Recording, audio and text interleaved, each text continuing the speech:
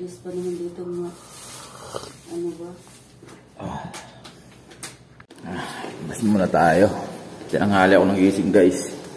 Lamig eh. Punta muna tayo ng pasyal tayo ng Burnham Garden. Dapat kanina pa.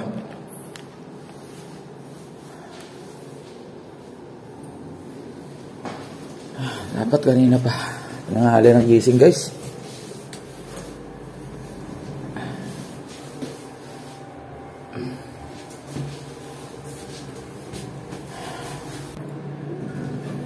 Ayan.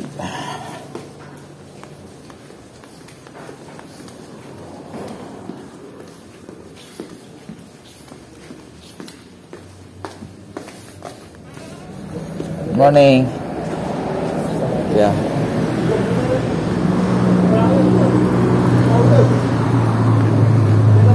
Hey guys. Tapat mismo ng ano? Burnham. Ayan. Kami ako naka-check-in. Tinanghali si Matsuki.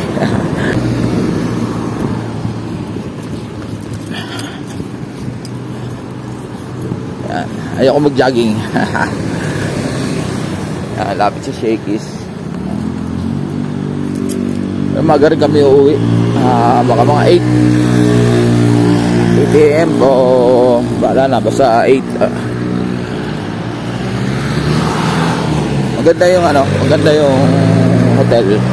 Simple lang siya pero pwede na. Pwede i-recommend sa mga kaibigan.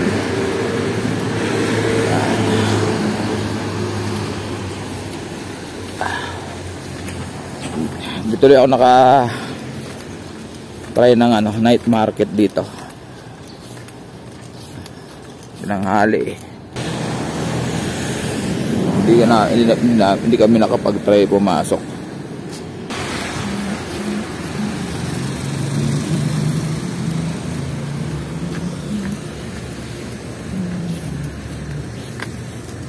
Dito yung bike yan.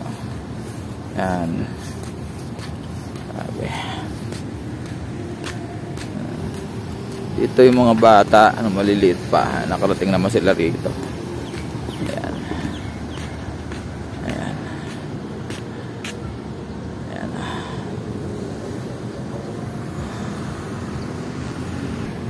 Ito na entrance ng Burnham.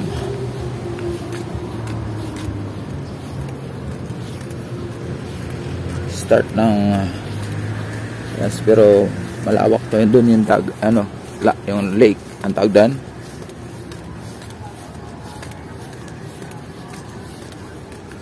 Tanghali na ako, sayang.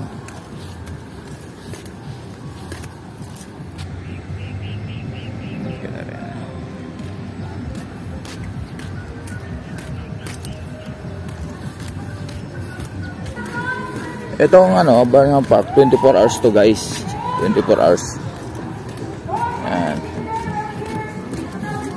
24 hours. Nagja-jogging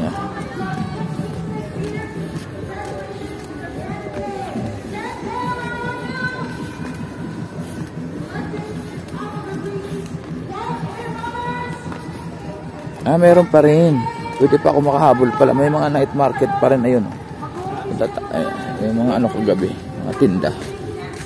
So galing niya kami kahapon. So okay na yan. Guys, tapos na pala. Hindi ako maabot. Hindi ko lang alam Tapos na. Hindi ko alam kung tapos na o The City Environmental Parks Management Office, Baguio City Police Office, Traffic Management Unit, the Baguio City Tourism Office through Eugene Parkway. Daming participant. Ayan, start pa lang. Team 2600. Daming participant pa yan. Dami guys, ayun Security Services through Greg Malani and Miss Felisa Adkins. Hindi na tayo mag-interview. Hindi ako marunong mag-English. Thank you. Thank you. Thank you. Ayan, kaya lang. Later on, Hello we will be guys. joined by the Assistant COO of St. Joseph Group, Mr. Paulo Gabriel C. Bernal, and the Purchasing Officer for the Executive Office of St. Joseph Group, Miss Maria Rosalie C. Bernal. Ladies and gentlemen, enjoy accepting your freebies from all of our sponsors here today. At the same Kali guys, ito fun run to. Fun run. Ayan. Sa grandstand.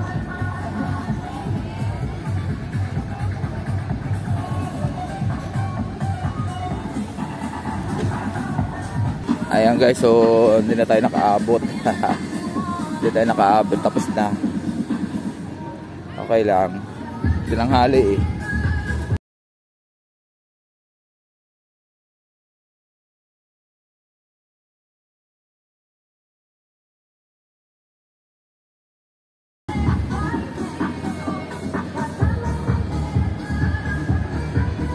enjoying your freebies.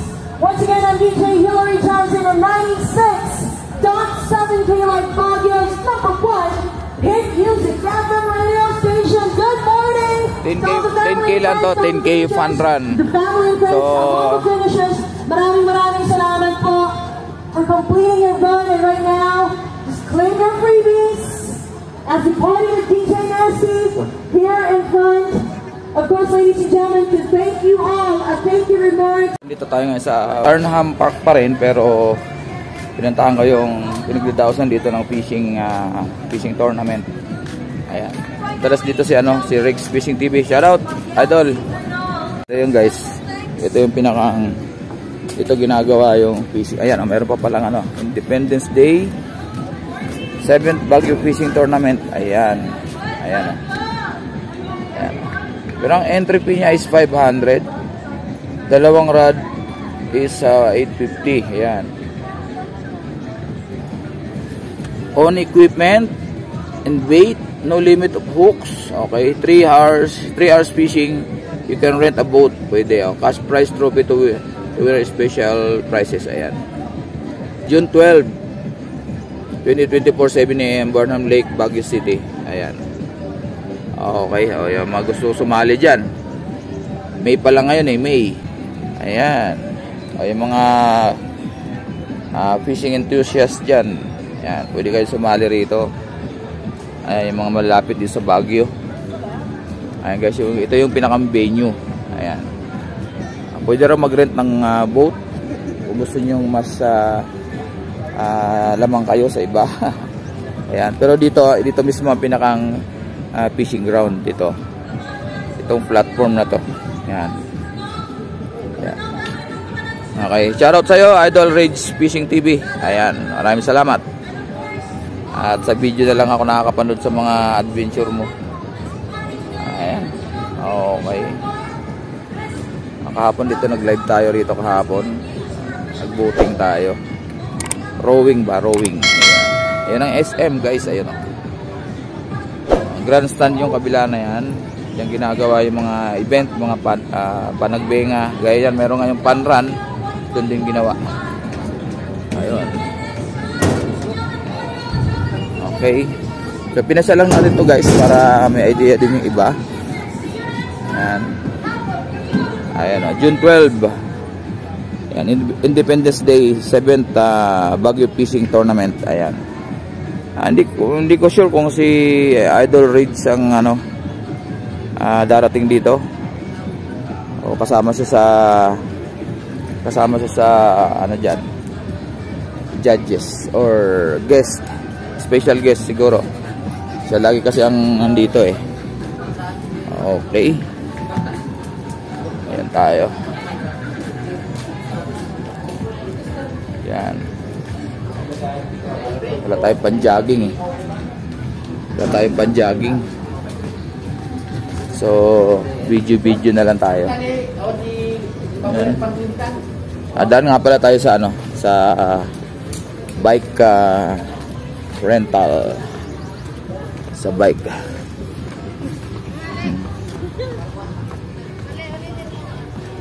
Okay. Race truck. Mga Mga bata kasi hindi marunong pa mag ano ng manibela yan. Pag biglang kumaliwa, kumana yan, tapos may tumatakbong ganong kabilis, eh delikado. Yan. Tanong tayo ng rental. Tara na.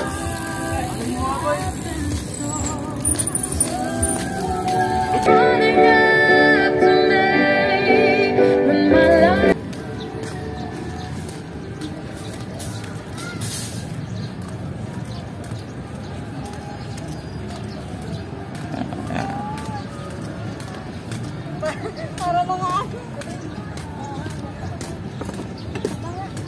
first time ko lang ito guys. Yung parang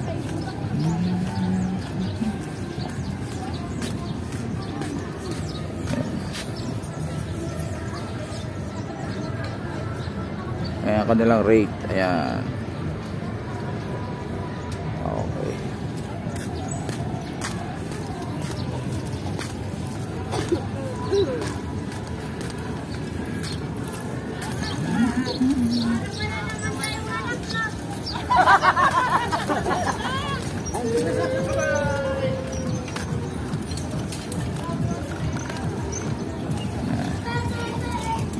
Ang araw ang current nila parang ganito lang, o yan, yan, yan typical na ganyan, kaso walang bubong.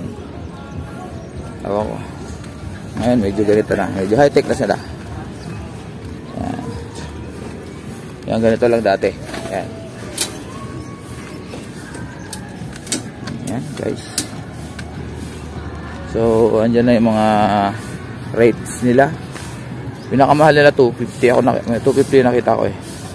Tama, 250. Yan. Siguro yun yung mga ganito na. Ay, mga 4 wheels na. Per hour yun guys ha. Pag 3 wheels mas mura. Paano po? Okay lang pag ganito ano. Pag lang yung mga peak season, medyo peak sa 1 hour. Pero pag maraming thousand, talaga. Okay. Sige, thank you ha. Maganda pag ano lang, no? bawi na lang sa peak season. Thank you ha. Ayan, mabait yung may-ari ng ano. Pag ganito pa lang hindi masyado peak season, 1 to sawa daw sa yung rate nila, 1 to sawa daw. Ngayon pag may dumami tao, ayan, basta pag nakalagpas ka na ng 1 hour, anytime pwede nilang kanyan tawag yan, i-cancel na yung ano mo, yung pagsasaya mo. Pero habang wala raw mga tao, ganyan, okay lang daw sila. Anto sawa ka. So maganda. Maganda. Good. Ayan, so meron tayo idea guys kung sakaling pupunta kayo rito. So sa akin lang, gaya ng na-experience ko lagi rito, okay na yung ganun eh, yung huwag ka pupunta rito ng peak season, lalo yung mga alaba panagbenga. Ay, nasabi ko na sa inyo guys, naranasan ko na rito kasi pag panagbenga, grabe ang tao, bagay, iba rin yung experience ng maraming tao, diba? Medyo may challenge na konti. Ayan, pero sa aking karanasan, mas maganda kung hindi ka peak season, kung gusto mong ma-enjoy talaga yung Baguio. Kasi ngayon medyo sa traffic na ngayon, yun ang kalaban natin ngayon sa traffic. Lalo kahapon, experience namin kahapon, dala kami sa sakyan, grabe yung traffic, lalo sa may parting SM. Kung di mo kabisado yung Baguio, yung mga kalsada niya, ay one wrong turn is malayo na iikutin mo para makabalik ka sa gusto mong puntahan. Yan, advisable gaya na sinabi ko kahapon, kahit may sakyan kang dala, it's better na mag-park ka na lang somewhere sa SM, car park, o kaya sa mga designated na parking slot. Tapos mag-rent na lang kayo ng taxi or mga for rent na van. Pero mas maganda taxi, mura lang naman. Kung sa sila rito, hindi sila naniningil ng sobra, per metro lang sila. Ayan. gusto mag-tip, okay lang. Pero hindi sila humingi ng mga dagdag. Bawal sa kanila yon. Ito mga van, ayan o, for rent yan o. For rent. Hindi ko na pinasok to guys. Itong Baguio City or Orchidarium. Ayan. Nakapasok naman ako dati dyan. Wala, siyempre. Halaman, orchids. Kaya nga Orchidarium eh. Maraming salamat. Thank you for watching. Matsuki TV po.